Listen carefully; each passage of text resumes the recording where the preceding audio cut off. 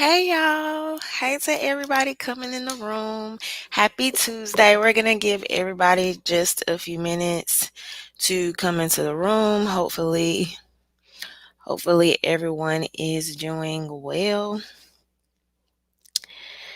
And let's see who's all in here. Hey Richard. Hey Black Introvert.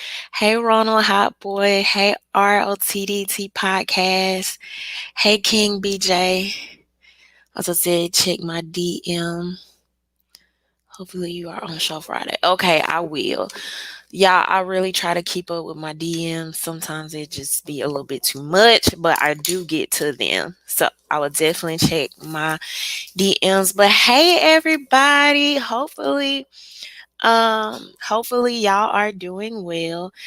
And so as people are coming into the room, I think I'm going to try to post this link. I've never done this before, but I think I'm going to try. I'm going to try to post this link live to Instagram so people can come over here from my stories. Also, while I'm doing this, I'm trying to multitask, y'all. But while I'm doing this, let me go ahead and shout out my patrons. Thank you to all of my patrons. Thank you to everybody that supports my channel. A special thank you to my VIP patrons, Ray and Daniel. Also to my new patrons over there. Thank y'all. So, all right, y'all. I'm just posting this, and we're going to get started.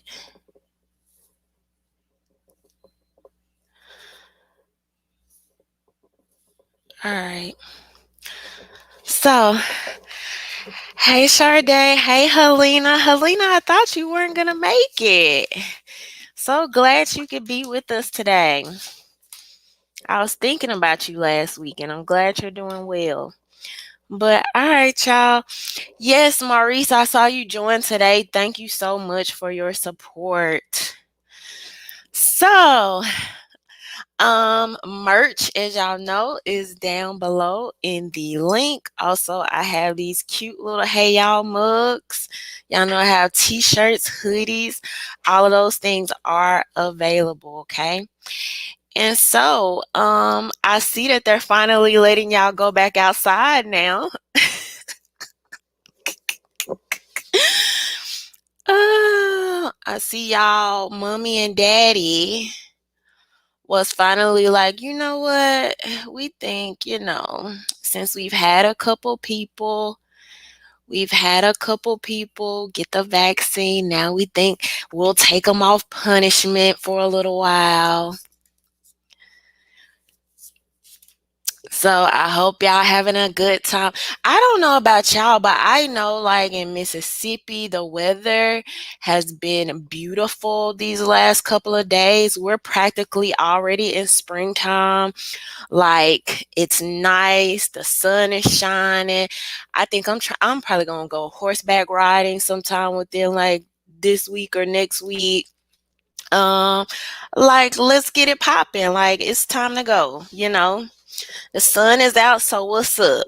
The CDC finally told y'all can meet with y'all families again.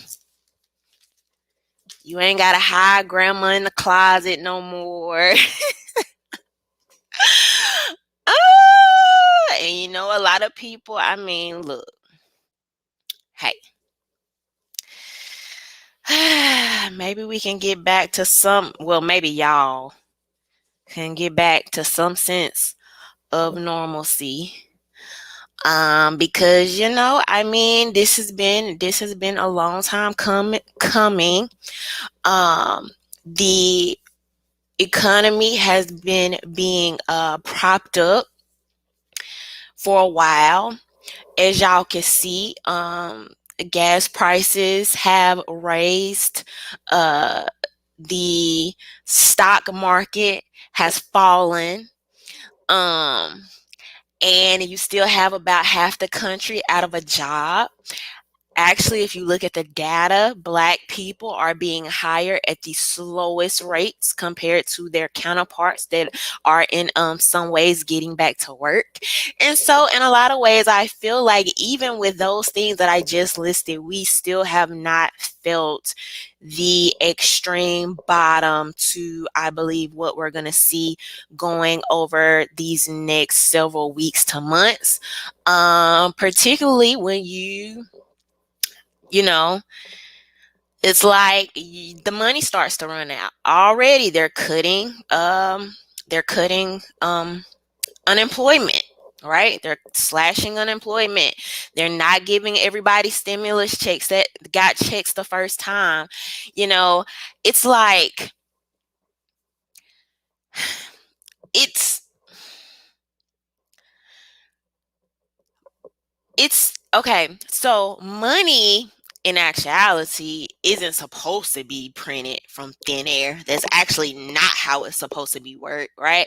But we have a very, I mean, between the Federal Reserve and the government just making a freaking money printer go burr, making it rain on people, not really backing up the dollar and things like this, it's to some extent,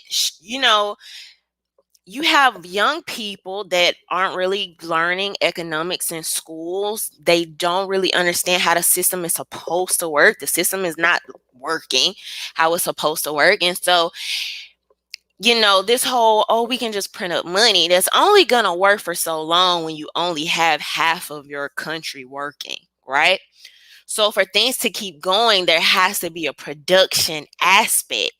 And when that production aspect is not meeting the money that's being printed, now you're going to see a shift uh, uh, in the economy.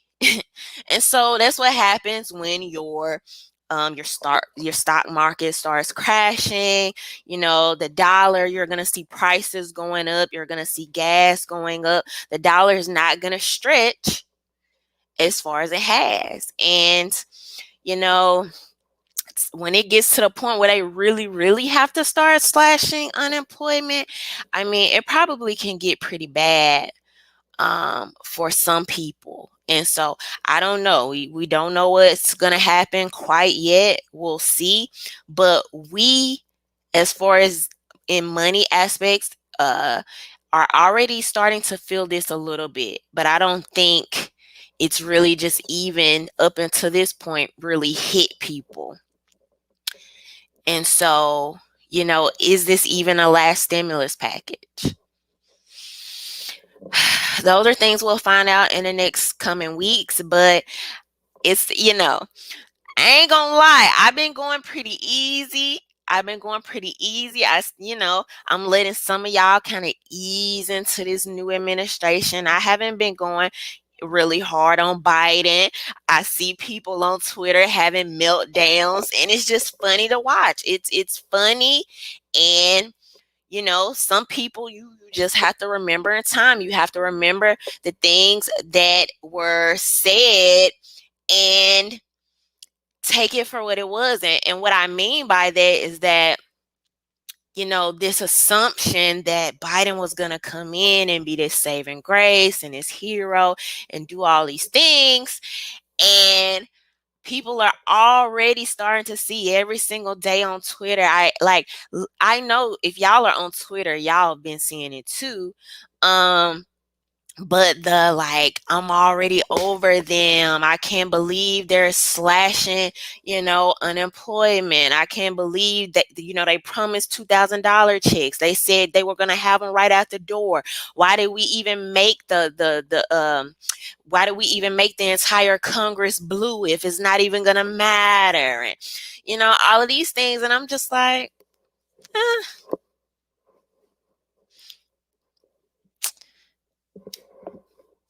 still got your cages going just fine. And we're going to talk about this a little bit tonight, how like you already have your media running cover for Joe Biden. As a matter of fact, let's just go right into that. Let's just go right into this. So Let's take a look, y'all. So y'all remember this was just a couple weeks ago where you had the media talking about, Joe Biden dropping these bombs and doing what, you know, a lot of presidents have typically done. Went in there, bombing Syria. Reportedly, about 22 people died. People weren't really happy about this, saying you don't even have the checks out. You're not even worrying about the American people. You're not even 100 days in office, and you're already dropping bombs. Literally, y'all, right after that, and at this point, my days be running together. So I don't know, is this like a week later, 2 weeks later, whatever. Not after that, not long after that, here comes the New York Post. Biden reportedly called out second Syrian strike after a woman, children seen nearby. So I don't know if they call your girl Olivia Pope in. I don't know what was going on.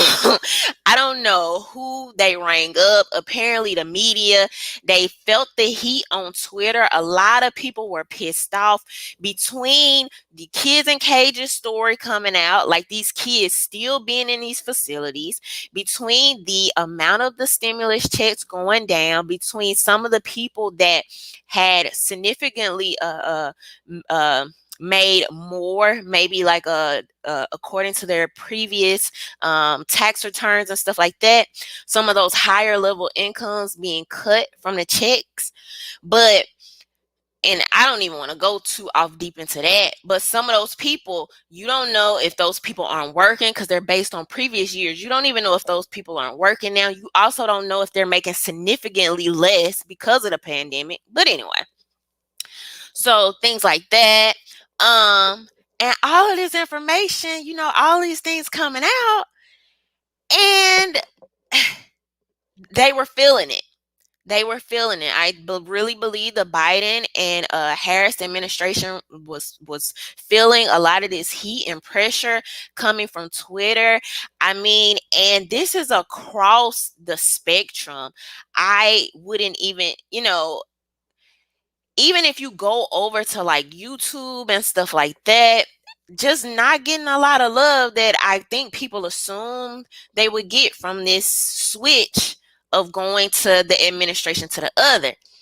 And so, of course, right after that, after they felt the heat of people going in, now all of a sudden you got all these videos of Kamala and Joe Biden always walking somewhere. They busy. They got on their Hillary pantsuits. They got their briefcases. Now they doing all this work.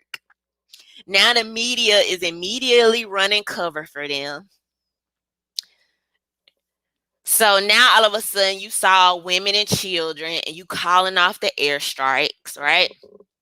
Not only that, Biden stimulus showers money on Americans. Sharply cutting poverty and favoring individuals over businesses.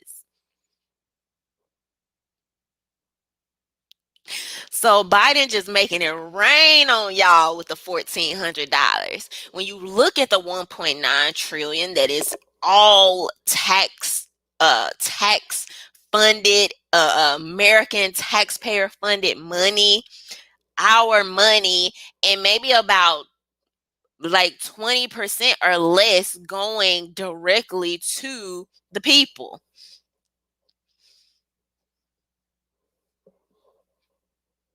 Okay, this is not taking into account the corporations, the government agencies, the money going overseas, and all these other things. But they trying to make it seem like they just making it rain on y'all like a stripper on on this past weekend. I'm like, and this is what I try to get people to understand. It's like at this point, the media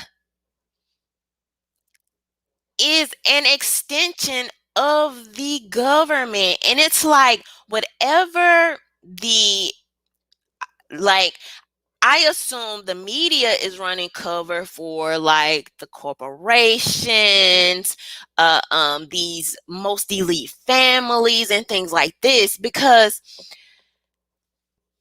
at what point do you go from being journalists supposed to have this nature of wanting to be balanced, to give perspective, and you go immediately knowing that the people, right, just normal everyday people, this is not cutting it. They lied to us. They went from $2,000 out the check immediately to $1,400 3 months later, 4 months later, whenever that'll be, to, oh, Biden's making it rain on us, right? Went from dropping bombs on kids to, oh, well, he was trying to protect the women and the children because,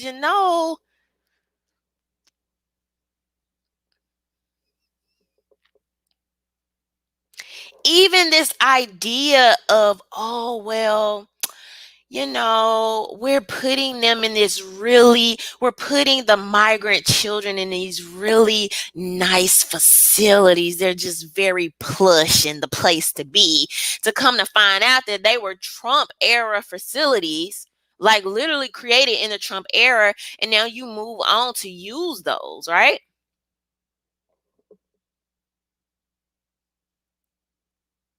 But you're so different. You're so different. And this is my main problem with this, y'all. This is my main problem with this. I do believe that any administration is going to need a little time, or administrations will be different depending on, what policies they favor and things like this. But when you have people that basically go to sleep or no longer pay attention because it's like, oh, well, this person, he's a good guy, he has it covered. Just to find out if you're actually paying attention, a lot of the same stuff is going on. Even some of these things much worse if we really want to talk about it. America rebalances its post-Trump news diet. Nearly halfway through President Biden's first 100 days, data shows that Americans are learning to wean themselves off of news, and especially politics. Why it matters. The departure of former President Trump's once ubiquitous presence in the news cycle has reoriented the country's attention. Driving the news, nearly every big news site saw its traffic decline in February compared to a tumultuous January that included the Capitol insurrection and Biden's inauguration. Publishers' traffic was down across the board, and many major sites saw traffic dip more than 20%, according to data from Traffic Analytics. Politics consumption dropped most dramatically, tumbling 28%. Let's skip down to here. Biden was discussed on cable news for an estimated 1,836 minutes last month, according to the Stanford Cable TV News Analyzer. In February of Trump's first year, he commanded an estimated 4,669 minutes on cable news.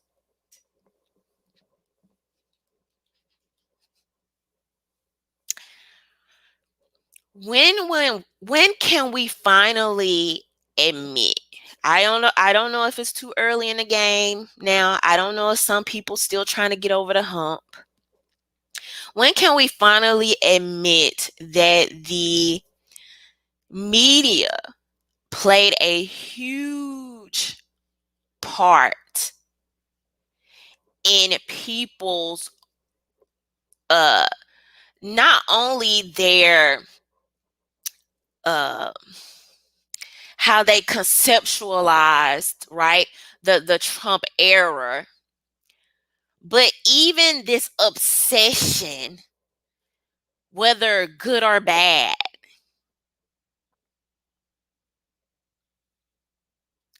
How that is going to affect us going forward could be good in some regards, could be bad in some regards.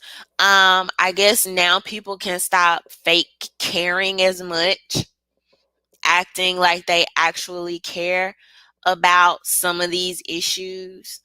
However, the downfall of it is when people are checking out, you have these same things that are able to continue, because then the news can pick and choose what they want to talk about, can pick and choose what's important, uh, uh, can pick and choose which social issues or social justice issues are important or are no longer important,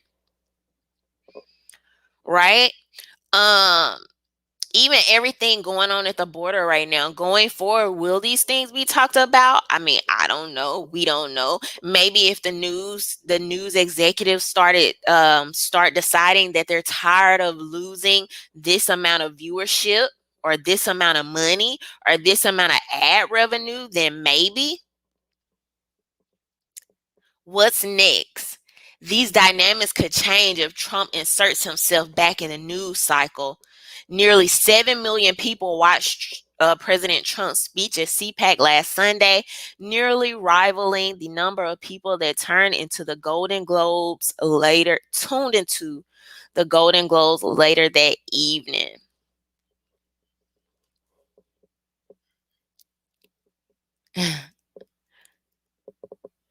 So, are people just tired of drama, or do people only like and prefer drama? And if I had to guess, I would assume that most people actually like and prefer drama because maybe a couple of months ago I showed y'all actual data of how the news goes about picking the type of things they talk about, and how the viewer connects with things that usually either makes them like really, really, really happy or really, really mad. But the thing about being like the mad version, or I should say something that's more like polarizing, like controversial, you will have people that both love and hate the content watch, because people will hate watch, right? And so that adds to the numbers of people watching and things like that. Um, you know, I mean, but hey,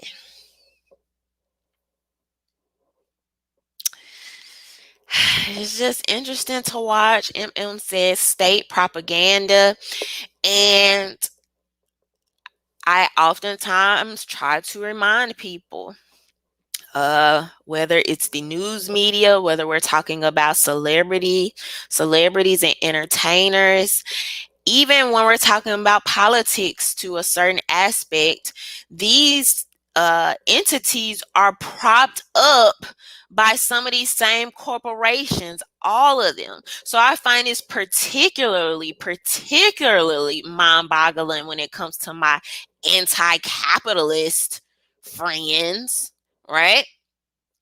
Who hate these corporations, but then you'll turn around and celebrate or prop up the celebrity that's being paid to represent them or speak on their behalf. You will completely bow down to the politician whose pockets are being lined by them. You will obey the media whose all of their sponsors and ad revenue is being bolstered by these corporations and these agencies. So what is it? It just needs to make sense. And I think that, in some regards, a really positive thing about the Trump administration was that it opened a lot of people's eyes to the media, um, to a lot of the fake news, and kind of having to dissect some of these things. And then I even think with COVID, right? Like seeing this disconnect even more so between your corporations, your elites, and then just your, everyday people, and seeing how even with COVID, oh, well, Walmart and Amazon, you can stay open, you can do your thing, but small business owners, like, we got to keep y'all safe. And the entire time, these people were um, upping their wealth and causing this even greater divide. And so, I think going over, like I said, these next couple of weeks or next couple of months, we'll see if and how the economy recovers and what happens. But at some point, it's gonna have to come to a head. You're gonna have to get people back working to keep up the production to somewhat compete with the rate of money that's being printed, or inflation and things like that. But let me mention this, since I brought up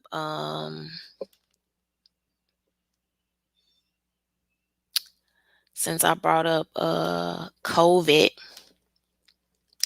This article came out the other day. So the CDC finally, with their study, CDC study finds about 78% of people hospitalized for COVID were overweight or obese.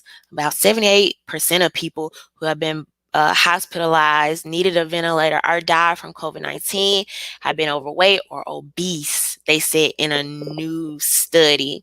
Just over 42% of the U.S. population was considered obese in 2018, according to the agency's most recent statistics. Overweight is defined as having a body mass index of 25 or more, while obesity is defined as having a BMI of 30 or more. As clinicians develop care plans for COVID-19 patients, they should consider the risk for severe outcomes in patients with higher BMIs, especially for those with severe obesity. Now, if y'all remember, this was just a couple weeks ago. I believe this was at the beginning of January.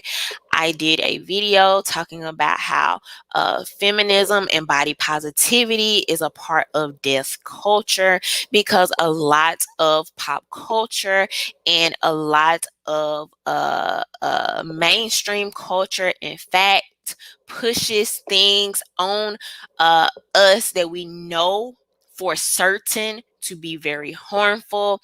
If you know anything like about the body positivity movement, in fact, it was actually supposed to be for people that were like disabled, things like that, just dealing with actual abnormalities in their bodies.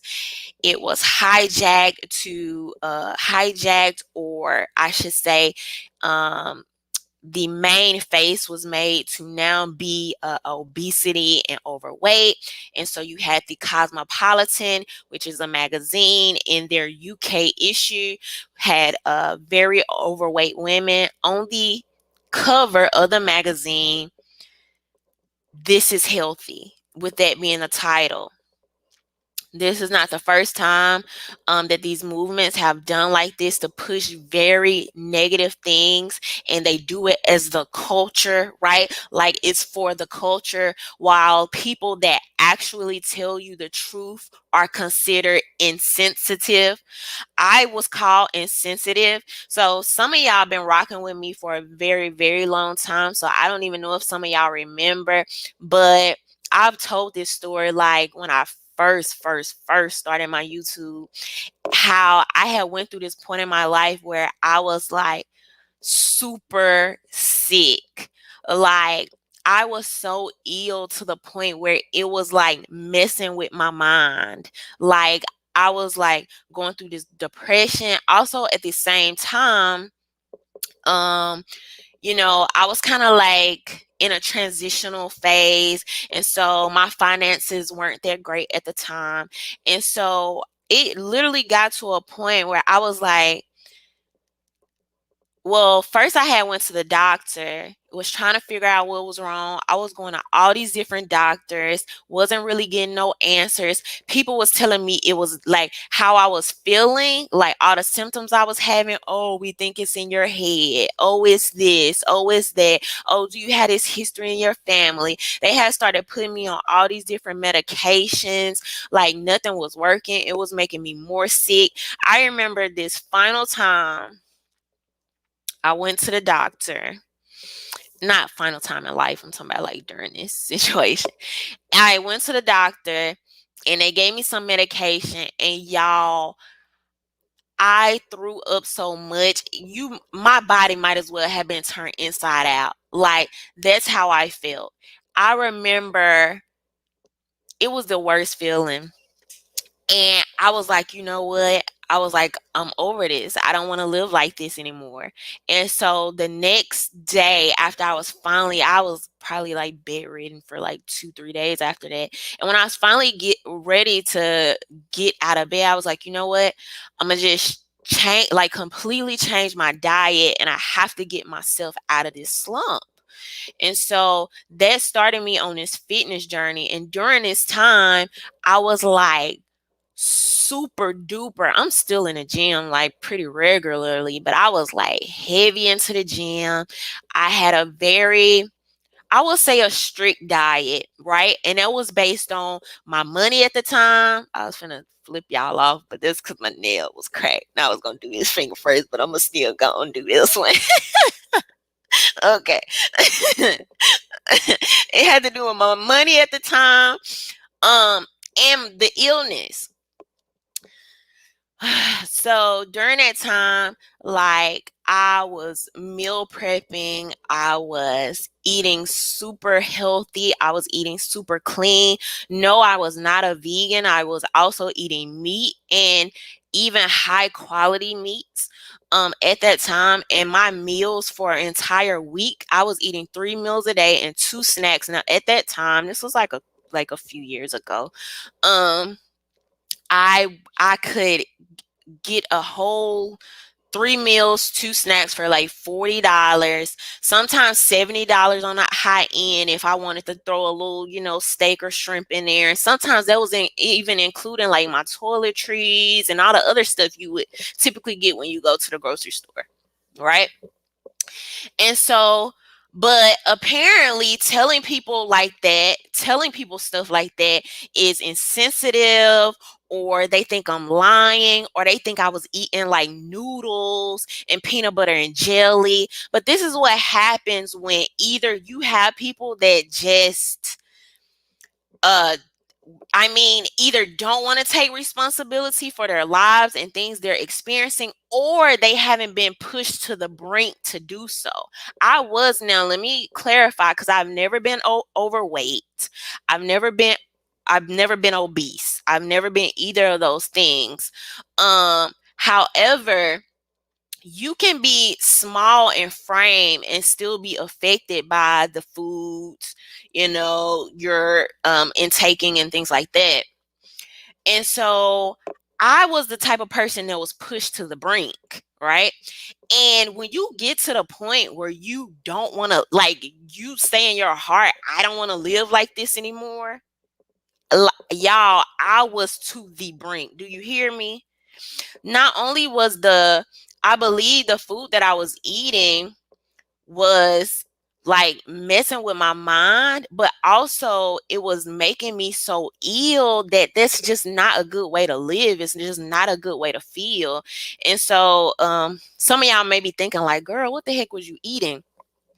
Just like a regular, what I'm saying, like a college kid diet, like McDonald's, just a lot of fast food, wasn't really drinking enough water, just things like that. And so during that time, I used to I was so y'all know I'm the type of person, like when I get into something and I love it, also when I start learning more about it, I be like, dang, it's cool. I want to tell other people. You know what I mean? So during that time, I would like help other people like shop, meal prep within their budget, you know, help them do like lifestyle changes and stuff for free. I didn't ask for anything to do that stuff just because it was in my heart. And people still to this day, I actually just had one young lady inbox me.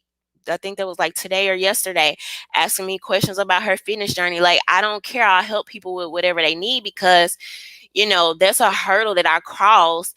And I I'm okay with sharing that news with people because I want people to be healthy and do well and be able to eat within their budget without feeling like, oh my God, like my life is ending, I can't afford to feed myself and stuff like this.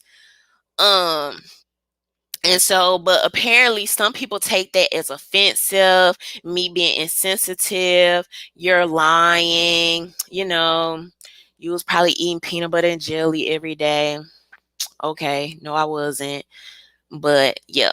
So I kind of just went off on a tangent. But anyway, um, so I don't know why it took the CDC so long to come out with information that a lot of us knew even a year ago. It took them a year to add this study, right? Not this survey, it's an actual study added to their website, and y'all done created a vaccine quicker than you did a freaking study. But just consider, this is the main thing of why I'm bringing this up, y'all, is because remember me saying that a lot of this stuff, the truth is going to slowly come out over time. How they're going to slowly, the ventilators didn't really work. HCQ,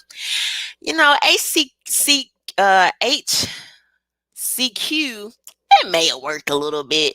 Oh, well, maybe you shouldn't have been obese during a pandemic where obesity increases the rate of mortality.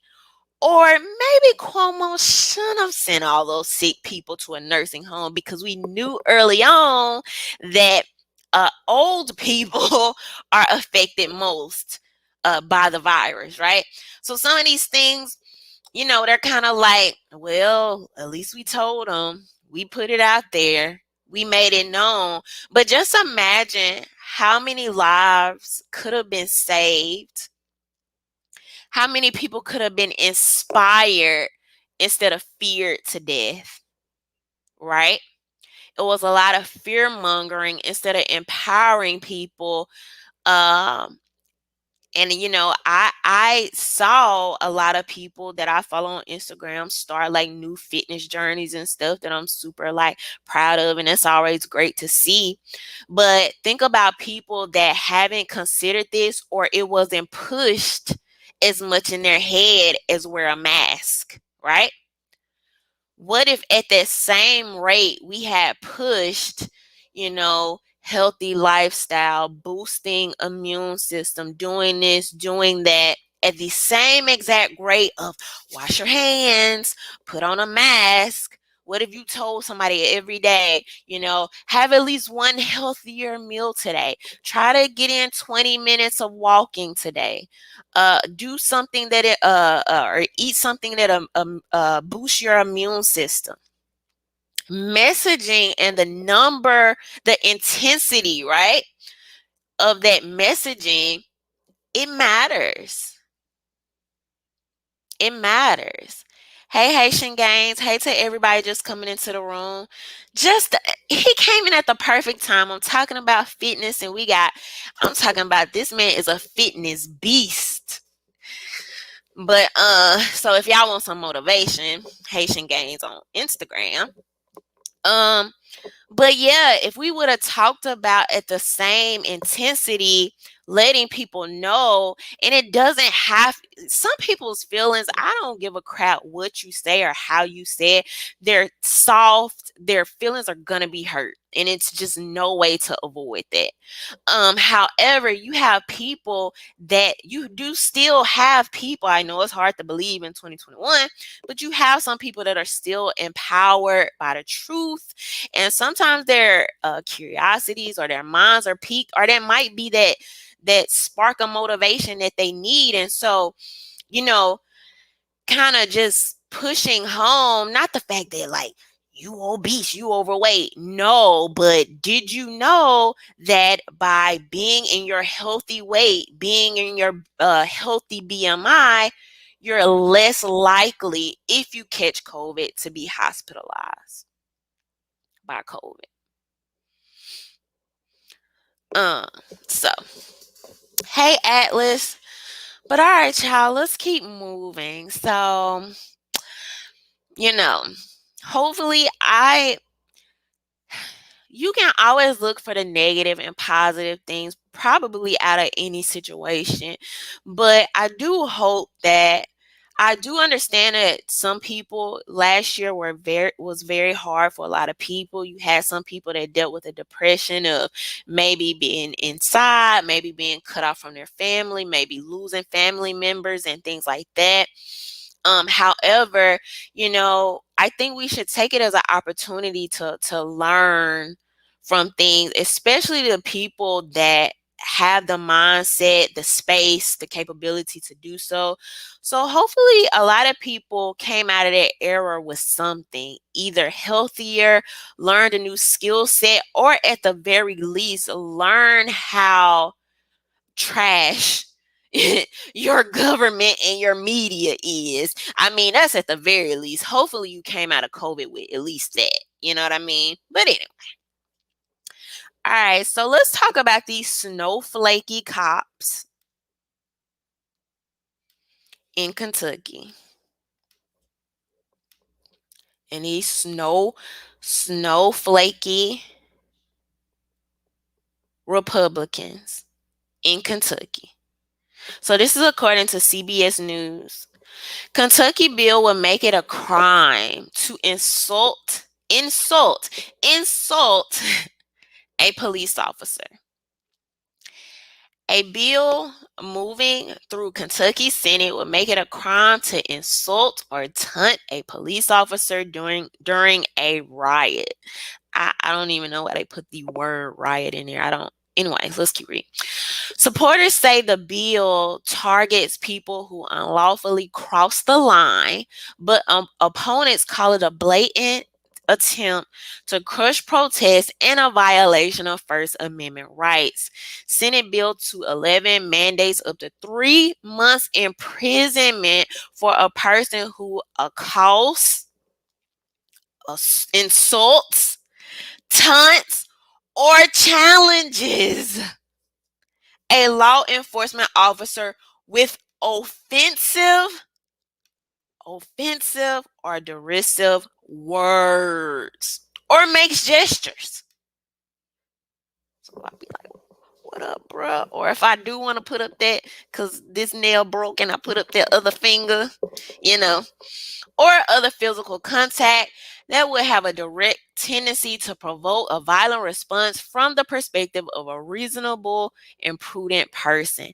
A person convicted of this misdemeanor charge could also face a $250 fine and be disqualified from public assistance benefits for 3 months.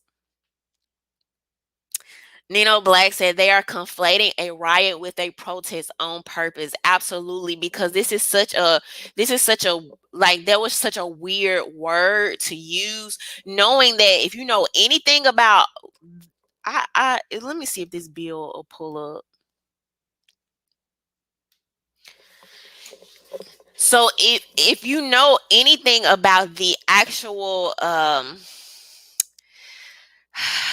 what am I trying to say? About using the law, right? Or engaging that law, it's not going to be like, oh, well, because it was a riot and just kind of a protest, now we will or won't use this law. This law won't be applicable. That's BS, okay? And so just let me make sure, because I want to tell y'all who is sponsoring this, right?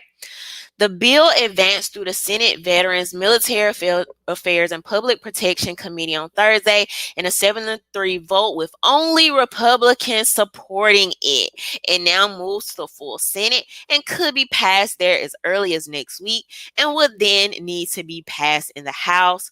Republicans control both chambers of Kentucky's legislature.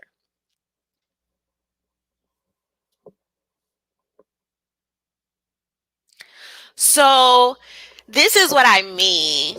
And this is why I constantly say principles over party, because now the people that spent all of 2020 and prior years telling us words don't hurt, words aren't violence, don't be a snowflake, First Amendment, free speech, are now running cover for the police to not have words say to them, as if this is my thing. If you are in the middle of a riot, I could only assume, just a hunch, but it seems like you would have a lot of things to arrest people on, so much so that you probably wouldn't need to arrest people for merely just words, since you are in the middle of a riot. So for that reason, like Nino Black says, that leaves me no way but to believe that you are trying to use this to discourage people at protest. Another law to arrest people and discourage them from expressing their First Amendment. I'm against this. I don't give a crap who it is, who it's coming from, what on the side of the aisle this is on. I do not care. I recently posted something on my Instagram. It was a police officer that was fired. It was a Black police officer that was fired for using the N-word. Uh, Using the N-word. He was once, I think, on the phone with his wife, just in casual conversation. And then the other incident, I think he was also in casual conversation, but he used this against a group of what I assume to be young Black people. He was fired for that, right? Now, my comment that I made on my Instagram was, if you ever make hate speech laws like a thing, and that goes like federally, it's a mainstream thing. Because if y'all remember, at one time they were trying to push this hard, like a year ago, maybe 2 years at the most. But I was adamant in talking about this because it's a trick. It's a trick bag. If that ever happens, you better believe you're going to have so many Black people going to jail for hate speech, just like you have so many Black people going to jail for hate crimes. I don't know how many of y'all knew that. You have, because they told y'all, oh, hate crimes, we need to make this a law to protect you from the white supremacists. And now you got Black people going to jail at twice the time, 2 times the rate of our population. You have red flag laws that are being implemented in a lot of cities. They are now trying to take this federally. I am warning people against this stuff. Currently, we have to be engaged in talking about these things before they happen. But even now, as these red flag laws are happening on state levels, they get people like T.I. Y'all remember T.I. was on some platform, rapper T.I. He goes up there and says, yeah, we need to take the guns from these crazy white boys.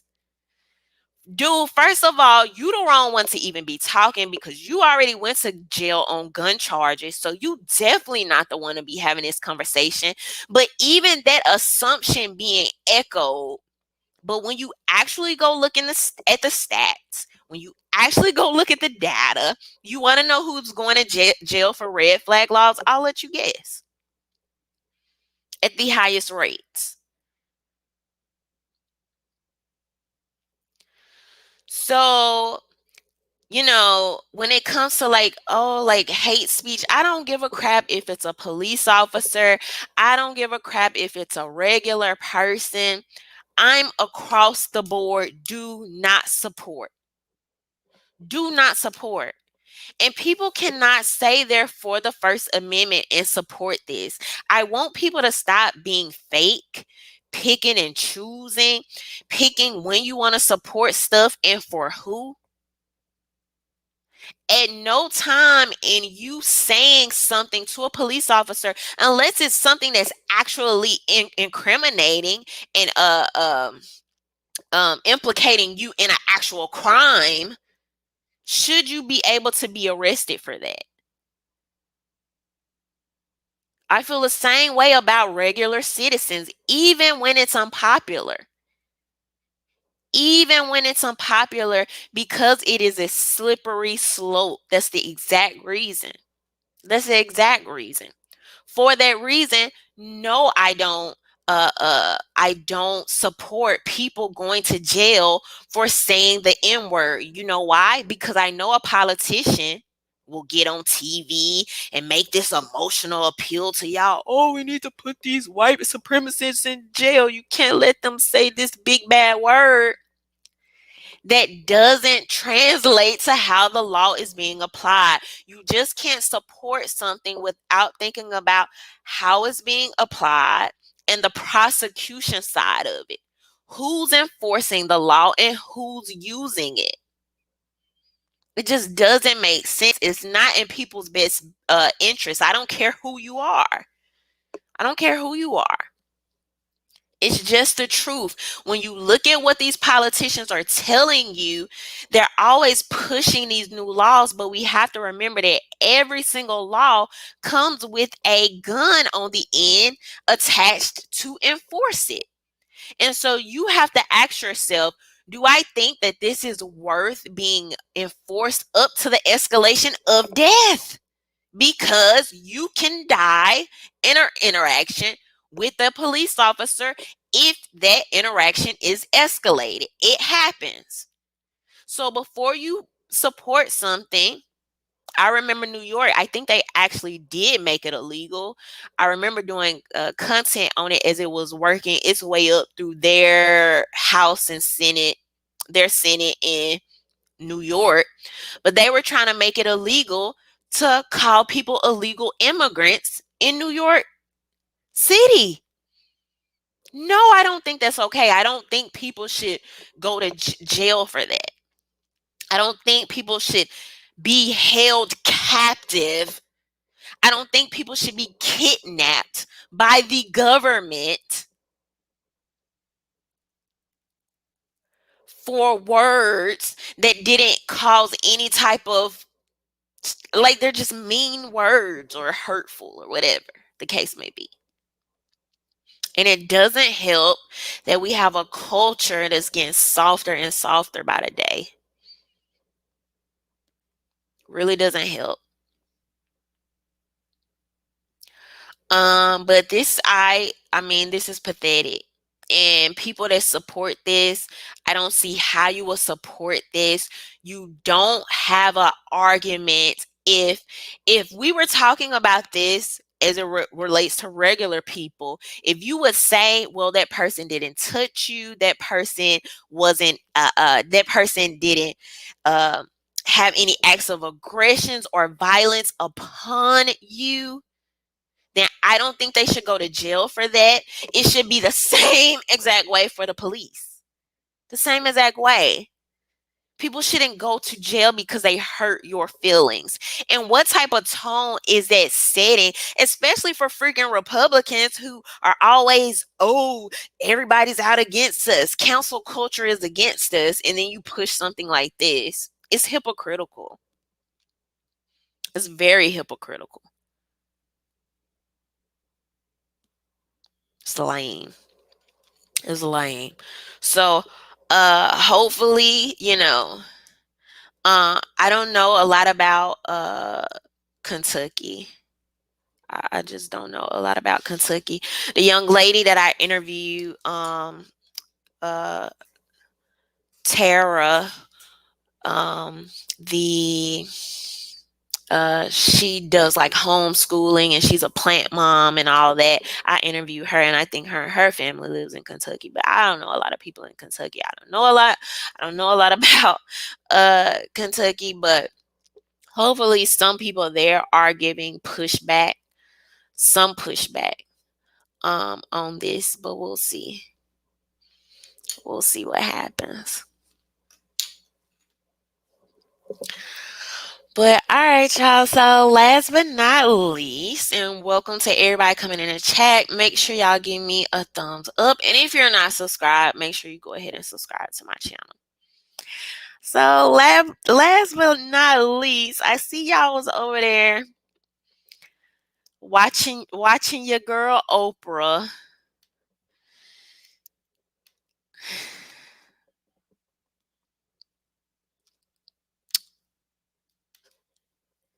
Where is it? Oprah, Meghan, and Harry draw 17.1 million viewers to CBS. 17.1 million. A 2-hour special revived a faded TV genre, the Big Get primetime interview that once drew tens of millions for exclusive sit-downs with people like Michael Jackson and Monica Lewinsky. Oprah, Meghan, and Harry drew a sizable audience on Sunday night, making for an old-style prime-time television moment in the age of on-demand viewing. Oprah Winfrey's explosive two-hour interview with Meghan Markle and Prince Harry, who had largely kept their silence after announcing last year that they would give up their duties as members of Britain's royal family, attracted 17.1 million viewers on CBS. The numbers of viewers climbed as the show went on. It drew 16.9 million in the first hour and 17.3 in the second hour. That audience was about twice the size of the viewership for the primetime ratings winner in a given week. So, Prince Harry and his wife have the internet world going crazy. Everybody needs something to talk about because there's not a lot to really talk about these days. And of course, they go on with Oprah.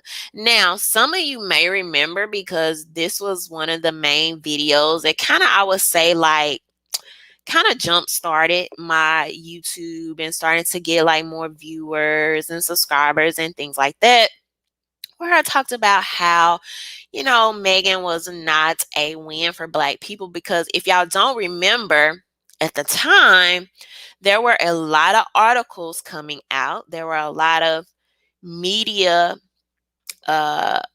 media talking heads that were trying to push Meghan Markle as a win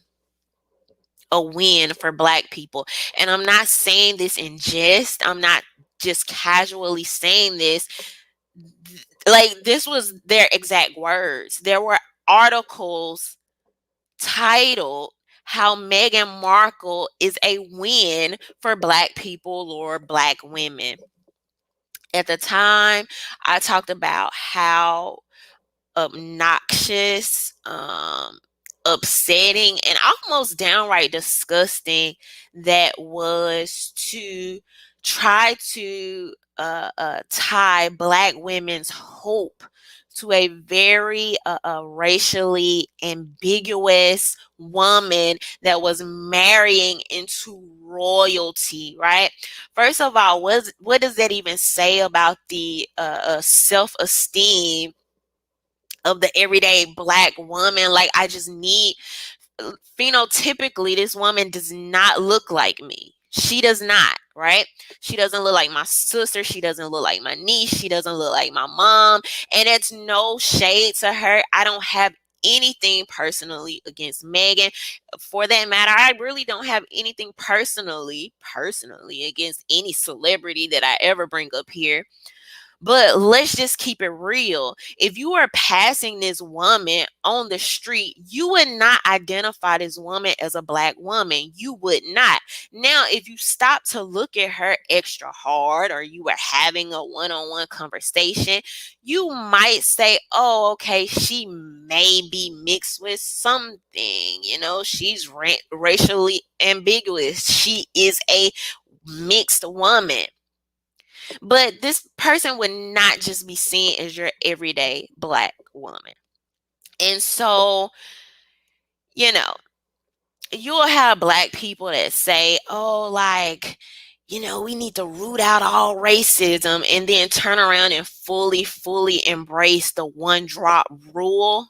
Like, I've never understood that. I've never understood why people can't just let people be mixed and biracial in peace. Stop trying to trick me into believing that me growing up in a household with a black mother and black father, that I have the same experience as somebody that grew up with a black mother and a white father, or a black father and a white mother. It's very, very disingenuous, and it seems as if in 2020 we could come to the point where we could just be more honest about these conversations. It's not hurtful, it's not hateful, it's not insensitive.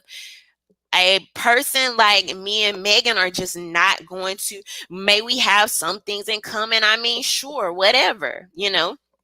However, to keep trying to align or create these parallels where they aren't any, it's just not good. And it also makes black women look really, really desperate, right? Like longing for this attention and this, this fantasy of like marrying into this royal white family, and it's just like the dream of all dreams. And when I was saying these things and was saying, like, I don't even think it's anything wrong for you to tell your daughter, like, okay, this thing is happening in history. Like, this is pretty cool. Or, you can know about this because your classmates or, the TV is talking about this. I don't think it's anything wrong with this. But to make this person the pillar of black womanhood is just BS. Like, come on. It's just simply BS. Stop trying to push my experiences on other people, and stop trying to push their experiences on me. Like, it's that level of collectiveness is so disingenuous. And it's just lies. They're just lies. So, when I said that, I had a lot of people that agree with me, but I also had a lot of people that came for me. They said some pretty mean things. Y'all know I'm a little sensitive, okay? No, I'm not, but you know. And you had some people that, I was a pick me, a mammy, and all these other names they call you. The person that's actually proud to be fully who she is, proud of the experiences that she's had, proud of how she was raised and the people she was raised by. I don't need outside sources lifting me up or giving me hope or some type of validation. I don't need that from people in my TV, right? And I think we do a disservice when we particularly teach our little girls that. We do a disservice. That's why you have so many people catering to social media culture, OnlyFans, body enhancements, and all these other things. I saw somebody, tweet that the other day, like, how all these women or I think they maybe it was about body enhancements or something, doing all this because social media is forcing it onto them. I'm like, so are women like strong and independent, or like gullible and impressionable? Like, which one is it?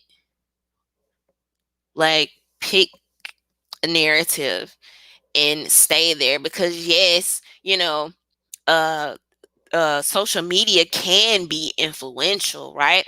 But in some regards, people have to be responsible, especially when you're an adult woman. You know, you have to be responsible for some of these decisions that you're making. But anyway, so when I was telling people that people weren't really happy about it, the whole, Megan thing, and here we are, however, later, and all the people that propped this up as some beautiful fantasy, this lady was just about to ride off into the wind in a horse and carriage and live happily ever after. Now that fantasy has dwindled, it has crashed. Somebody that was supposed to be living royalty is now not gonna live royalty. They're in fact gonna come and just live a regular, still celebrity life. And here you have Oprah, who misses several opportunities to talk about a lot of the racist things that happen in America, but now you care about what's happening in Britain and bringing this spotlight to this. And Oprah really doesn't have a good track record, uh, uh, particularly lately. And so here she is with this interview trying to get back in the good graces of people. And the whole time I'm just like, I mean, who cares? First of all, I don't even understand the American obsession with the British family. I just don't get it. And then for me to take it to a whole nother level, the very idea of monarchy and royal families just doesn't even sit right with me. It just doesn't sit right with me. Because if you're a royal, like, what is everybody else? Like, peasantry, uh, you know, just the idea of monarchs and these people riding around in golden carriages, and just the history and the legacy of, like, their wealth and things like this, just as a representation of people. It just doesn't bode well with me. Like, I just, and I think it's weird that people can hold these people in such regard for, in ways of, like, they're just born or marry into this family. Like, so I just don't get the obsession. And I think the Game of Thrones, y'all, has really taken my has really, I told y'all I finished watching it like not long ago. I randomly got into it after a friend told me it was pretty good. So I'm like, I'll check it out. And I started watching it, and I just, I'm not a big I'm not a big TV person, but and I'm not like a big movie person. Like, it really, really has to keep my interest because my mind is like be on go. And so I think Game of Thrones just really nailed home, because it made me start thinking about some other, like, as I'm studying and paying attention to, like, our, like, politicians and our media and things like that.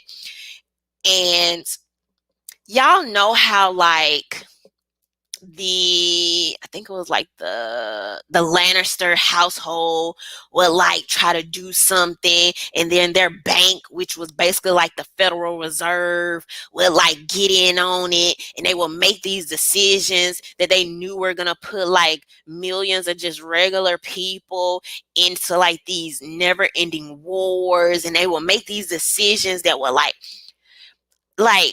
it's just very crazy. And so some of these concepts, it just made me think of in an even deeper way than I had already been in. It's like, man, I just really hate these people. Okay, hate is a strong word. But so uh my idea of monarchy, and this idea that people are just born to rule or born to have this significance, as opposed to us where somewhat we have, it's like it's more representative, um and things like that. We have our voting system, and I do know that Britain has their um y'all know the word I'm trying to say. I can't say right now. I gotta. Y'all know. I know that the queen is just like the face of Britain, and then they have their part where they work to get people that's more like representative of the people. So I do understand that, right? But I barely like our system. Barely. The idea that a person that I may have not even voted for can be trying to tell me what to do and what I can't do, and when I can come out the house and when I can't come out the house, and what I got to wear on my face and not wear on my face, and what I can't say to a police officer and what I can. It's like my business got to shut down because of this. I'm barely dealing with these people. So just the idea of monarchies and kings and queens in general, it's like I just don't, because just generally I'm just the type of person that like I just think people are people. I literally have a shirt that says entertainers are not leaders. Cheap plug. Of course, that link is in my bio if you would like to get one, in my comment box below. But I'm just the type of person that mesh with people more so like all value system, morals, principles, what we have in common, how we mesh, how we get along, like how you are as a person versus, oh, you're in this position, or you do this, or you're propped up by this media agency, or like I just be like, okay.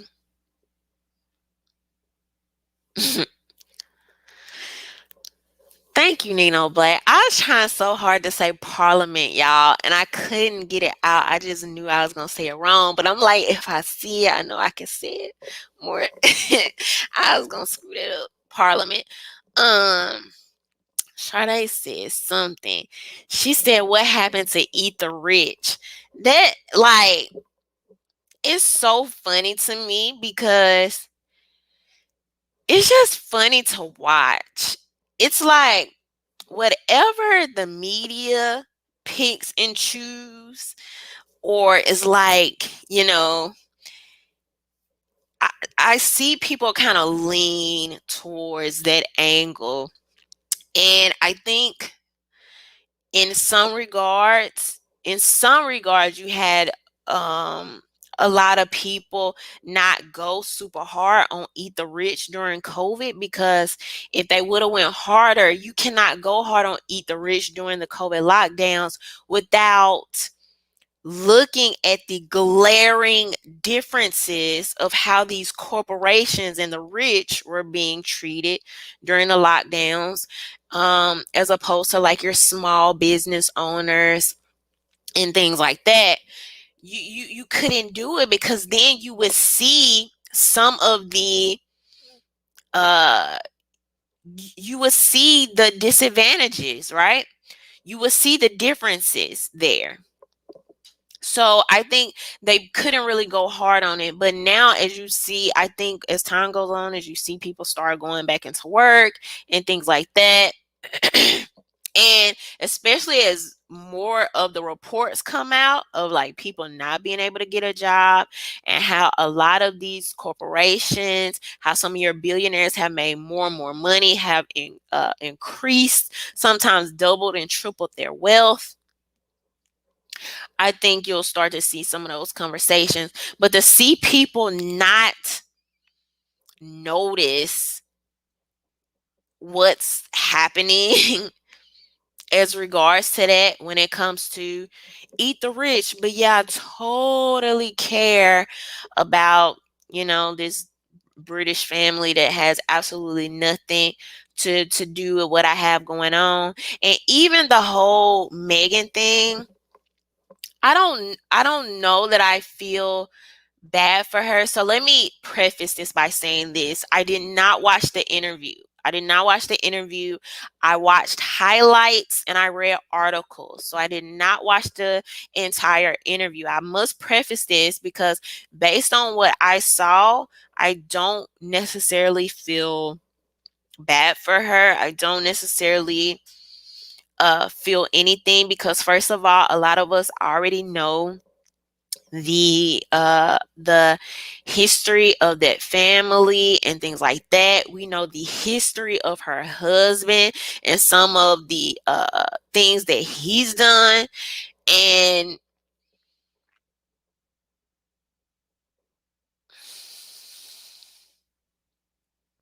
so now it's like you want people that are out of jobs, like trying to keep their lights on, like going through real deal everyday stuff to emotionally connect, to these rich people. And that's not nothing to take away from her. I think I saw something where it said like, she wanted to I think she said something about being depressed or maybe even committing suicide at some point. I don't quote me. I think I remember seeing that in an article that I read.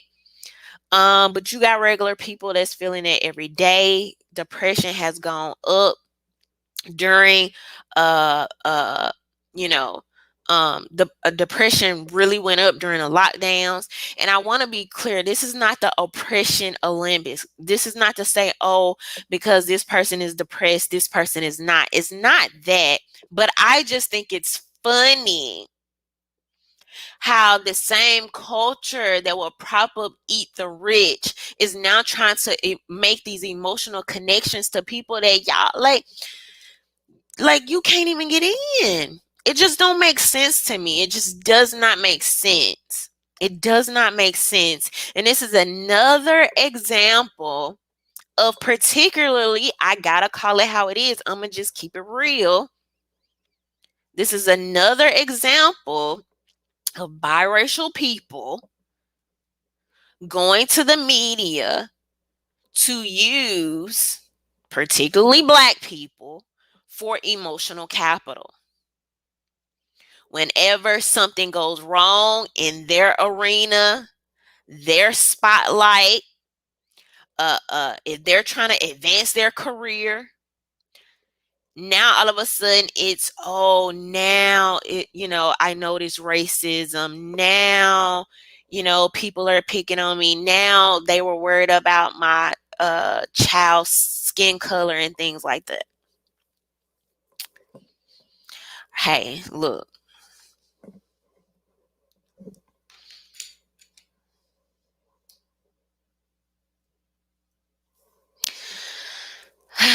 I,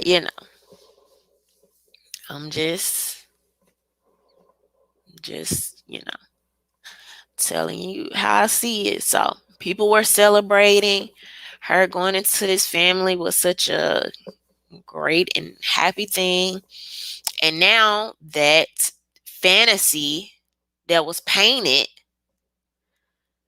that fantasy that was painted looks like it's turned out to be a nightmare from what we can see.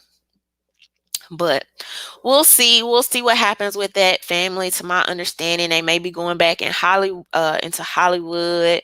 Tyler Perry, obviously, has their back. Somebody on Twitter said, "Y'all know Tyler Perry love a good black woman struggling plot."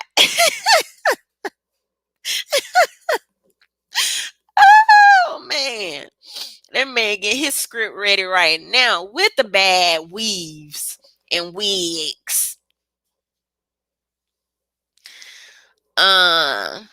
Nino Black said, telling y'all now the riots are about to start back up. So I wanted to briefly mention this, and then we're gonna get out of here, y'all. If you don't know, there is a George Floyd Act that is, I believe it has passed the House. This is a policing act. I started reading it. I did not finish reading it. I am going to cover it as soon as I actually see. I have some concerns with it.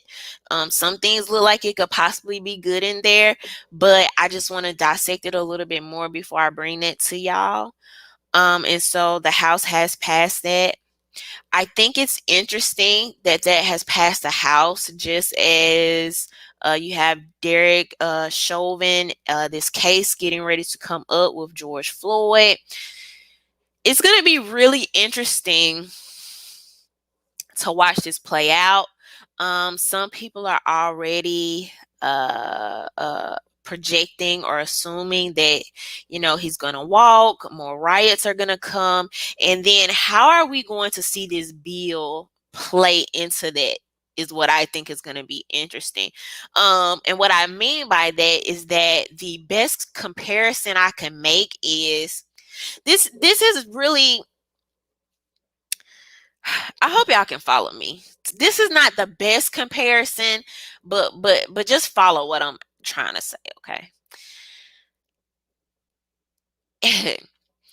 If y'all remember when Jussie Smollett did his little thing, right? And he was in the news media. And right after, Kamala had this bill that was like an anti-lynching bill that I believe was sitting in the House at that time. And after this situation happened, it was like, that's why my bill needs to pass right now. I have this bill and it's sitting there. We got to make sure that this passes because this can't be happening in 20 whatever year this was, 2018, 2019, right?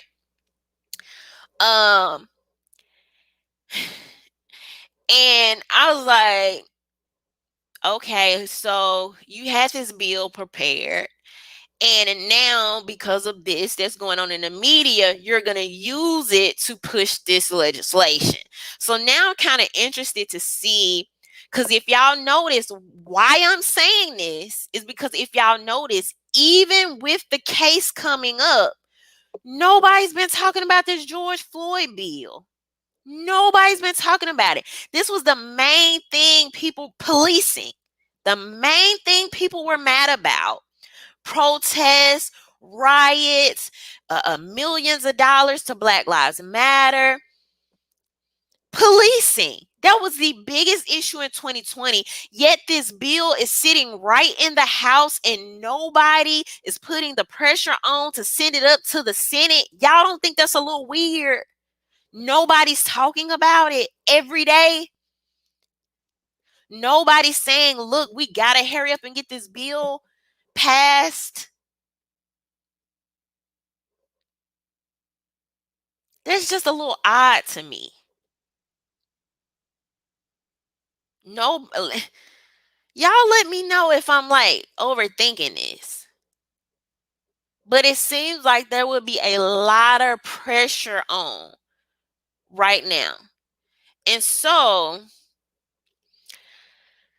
maybe what I'm thinking is, as this case comes up, you're going to see, like Black Nino said, you're going to see more protests. You're going to possibly see some rioting. And then that's going to be the perfect time for some of your standout people in the House that's probably trying to make a name for themselves or whatever, to now be like, we're trying to push this bill, and this is why it should get up to the Senate. Um, so we'll see. We'll see what happens, but I haven't seen a lot of commentating on it. I haven't seen a lot of the activists that I follow may have kind of like briefly mentioned it, but it hasn't really been a big thing. Somebody made a good point. Haitian Gang said they was worried about the STEMI. A lot of people have been more talking about it's been more popular, trending and stuff, people talking about the stimulus and stuff like that. So we'll see what happens. But like I said, I'm gonna actually read over the bill, because y'all know they're really good for like just throwing stuff in there and us not really knowing what's going on. And they'll just throw a name on there that sounds good, like, you know how they did kind of with the Patriot Act, and you'd be like, you call this Patriot? And stuff like that. So I'll look over it, see what it says. I will get that back to y'all, share that with y'all. And that's it. Thank y'all for everybody that joined me today. Thank you so much to my patrons.